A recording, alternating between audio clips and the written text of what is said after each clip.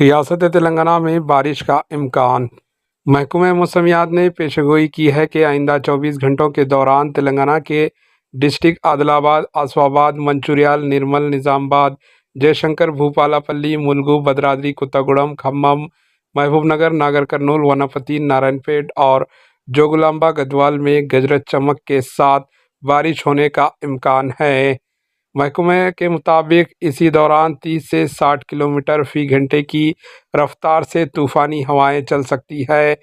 مزید آئندہ 7 دنوں کے دوران تلنگانہ کے بعض مقامات پر ہلکی سے اوسط بارش یا گرج چمک کے ساتھ بارش کی توقع کی جا رہی ہے۔ محکمہ موسمیات نے بتایا کہ جنوب مغرب کا مانسون تلنگانہ میں معمول کے مطابق جاری ہے۔ Bureau report, AHN news.